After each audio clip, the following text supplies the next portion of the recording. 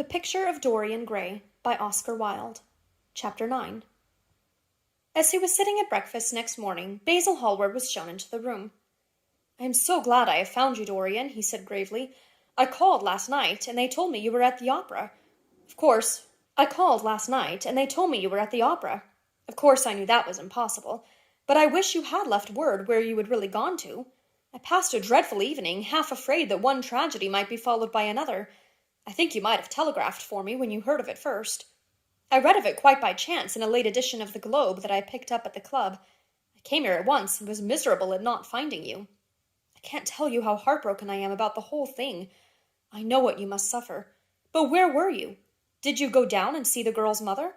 For a moment I thought of following you there. They gave the address in the paper. Somewhere in the Euston Road, isn't it? But I was afraid of intruding upon a sorrow that I could not lighten. Poor woman! What a state she must be in, and her only child, too. What did she say about it all?" "My dear Basil, how do I know?" murmured Dorian Gray, sipping some pale yellow wine from a delicate, gold-beaded bubble of Venetian glass, and looking dreadfully bored. "I was at the opera. You should have come on there. I met Lady Gwendolen, Harry's sister, for the first time. We were in her box. She is perfectly charming, and Patty sang divinely. Don't talk about horrid subjects. If one doesn't talk about a thing, it has never happened. It is simply expression, as Harry says, that gives reality to things. I may mention that she was not the woman's only child. There is a son, a charming fellow, I believe, but he is not on the stage. He's a sailor or something. And now, tell me about yourself and what you are painting." "You went to the opera?" said Hallward, speaking very slowly and with a strained touch of pain in his voice. "You went to the opera while Sybil Vane was lying dead in some sordid lodging? You can talk to me of other women being charming, and of Patty singing divinely before the girl you loved has even the quiet of a grave to sleep in? Why, man, there are horrors in store for that little white body of hers." "Stop, Basil. I won't hear it," cried Dorian, leaping to his feet. "You must not tell me about things. What is done is done. What is past is past." "You called yesterday the past? What has the actual lapse of time got to do with it? It is only shallow people who require years to get rid of an emotion. A man who is master of himself can end a sorrow as easily as he can invent a pleasure. I don't want to be at the mercy of my emotions. I want to use them, to enjoy them, and to dominate them." "Dorian, this is horrible. Something has changed you completely.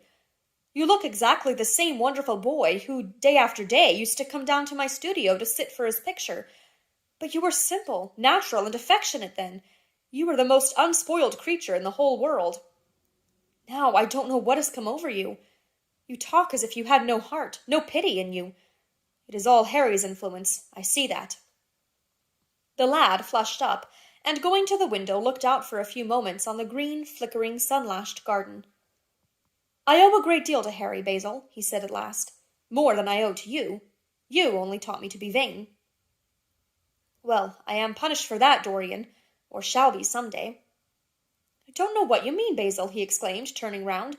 "I don't know what you want. What do you want?"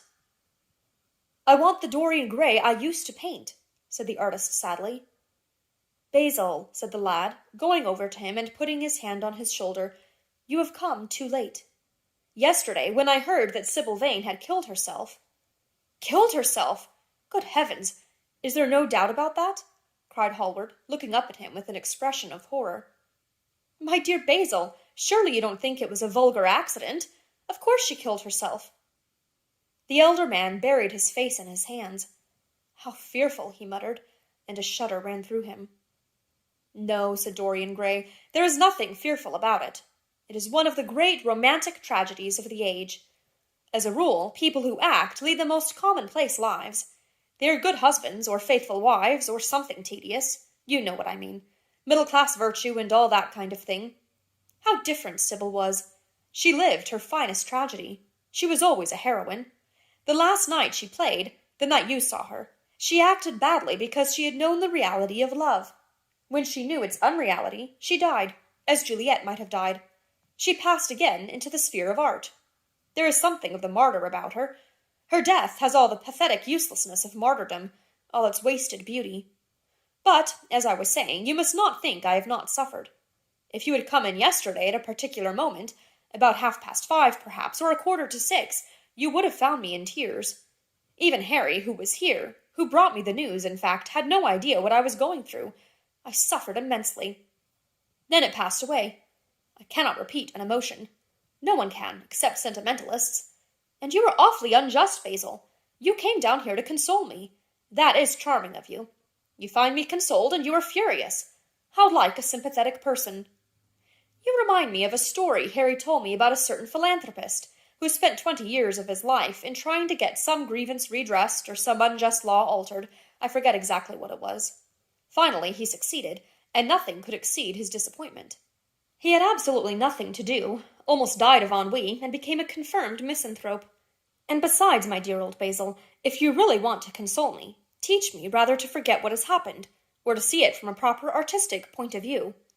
Was it not Gautier who used to write about La Consolation des Arts? I remember picking up a little vellum-covered book in your studio one day and chancing on that delightful phrase.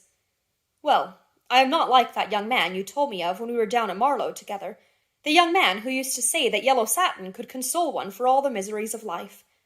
I love beautiful things that one can touch and handle. Old brocades, green bronzes, lacquer work, carved ivories, exquisite surroundings, luxury, pomp. There is much to be got from all these. But the artistic temperament that they create, or at any rate reveal, is still more to me. To become the spectator of one's own life, as Harry says, is to escape the suffering of life. I know you were surprised at my talking to you like this. You have not realized how I have developed. I was a schoolboy when you knew me. I am a man now. I have new passions, new thoughts, new ideas. I am different, but you must not like me less. I am changed, but you must always be my friend. Of course, I am very fond of Harry, but I know that you are better than he is. You are not stronger. You are too much afraid of life, but you are better. And how happy we used to be together. Don't leave me, Basil, and don't quarrel with me. I am what I am. There is nothing more to be said. The painter felt strangely moved. The lad was infinitely dear to him, and his personality had been the great turning point in his art. He could not bear the idea of reproaching him any more. After all, his indifference was probably merely a mood that would pass away. There was so much in him that was good, so much in him that was noble. Well, Dorian, he said at length, with a sad smile, I won't speak to you again about this horrible thing after today. I only trust your name won't be mentioned in connection with it. The inquest is to take place this afternoon. Have they summoned you? Dorian shook his head, and a look of annoyance passed over his face at the mention of the word inquest. There was something so crude and vulgar about everything of the kind. They don't know my name, he answered. But surely she did. Only my Christian name, and that I am quite sure she never mentioned to anyone. She told me once that they were all rather curious to learn who I was, and that she invariably told them my name was Prince Charming. It was pretty of her. You must do me a drawing of Sybil, Basil. I should like to have something more of her than the memory of a few kisses and some broken, pathetic words. I will try and do something, Dorian, if it would please you. But you must come and sit to me yourself again. I can't get on without you. I can never sit to you again, Basil. It is impossible, he exclaimed, starting back. The painter stared at him. My dear boy, what nonsense, he cried.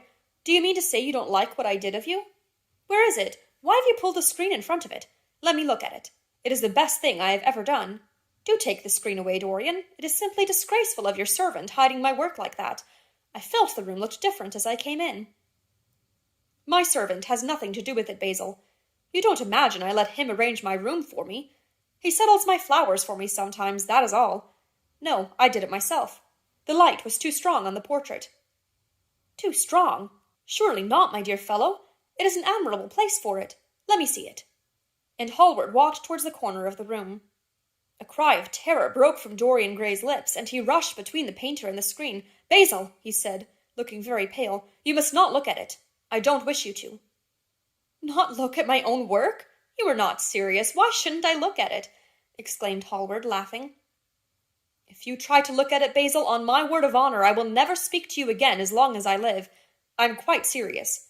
I don't offer any explanation, and you are not to ask for any. But remember, if you touch the screen, everything is over between us. Hallward was thunderstruck. He looked at Dorian Gray in absolute amazement. He had never seen him like this before. The lad was actually pallid with rage. His hands were clenched, and the pupils of his eyes were like discs of blue fire. He was trembling all over. Dorian! Don't speak. But what is the matter? Of course I won't look at it if you don't want me to, he said rather coldly, turning on his heel and going over towards the window. But really it seems rather absurd that I shouldn't see my own work, especially as I am going to exhibit it in Paris in the autumn. I shall probably have to give it another coat of varnish before that, so I must see it some day, and why not today? To exhibit it? You want to exhibit it? Exclaimed Dorian Gray, a strange sense of terror creeping over him. Was the world going to be shown his secret? Were people to gape at the mystery of his life? That was impossible. Something, he did not know what, had to be done at once. Yes, I don't suppose you will object to that. Georges Petit is going to collect all my best pictures for a special exhibition in the Rue de Sèze, which will open the first week in October. The portrait will only be away a month. I should think you could easily spare it for that time. In fact, you are sure to be out of town, and if you keep it always behind a screen, you can't care much about it. Dorian Gray passed his hand over his forehead. There were beads of perspiration there. He felt that he was on the brink of a horrible danger. You told me a month ago that you would never exhibit it, he cried. Why have you changed your mind? You people who go in for being consistent have just as many moods as others have. The only difference is that your moods are rather meaningless.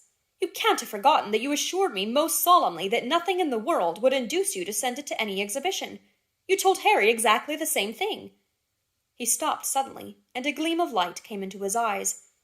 He remembered that Lord Henry had said to him once, half seriously and half in jest, "If you want to have a strange quarter of an hour, get Basil to tell you why he won't exhibit your picture. He told me why he wouldn't, and it was a revelation to me." Yes, perhaps Basil, too, had his secret. He would ask him and try.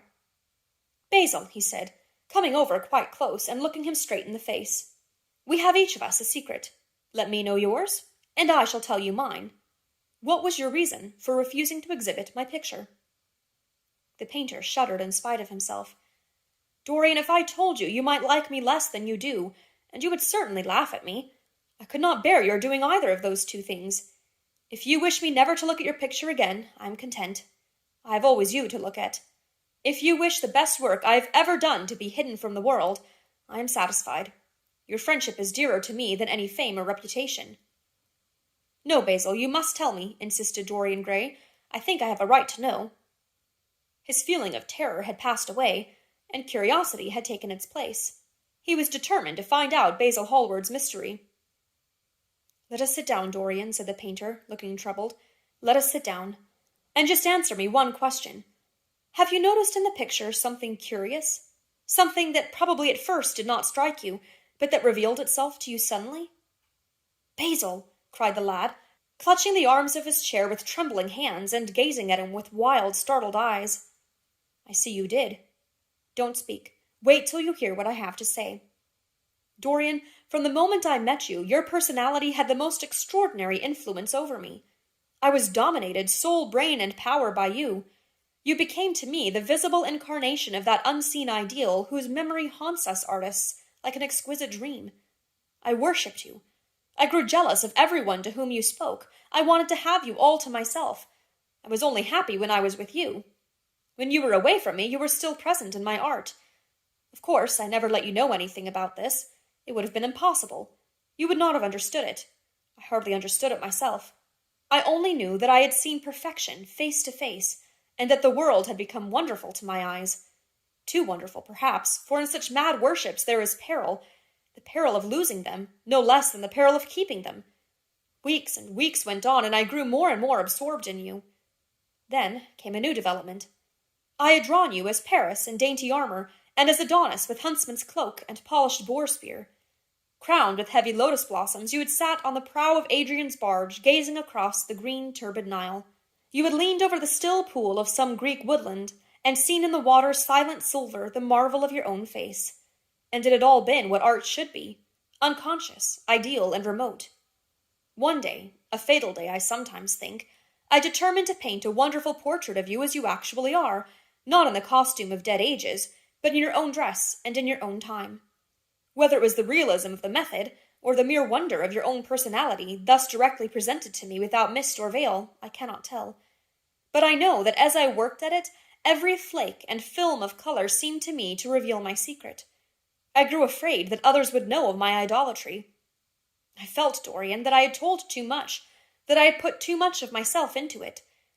Then it was that I resolved never to allow the picture to be exhibited. You were a little annoyed, but then you did not realize all that it meant to me.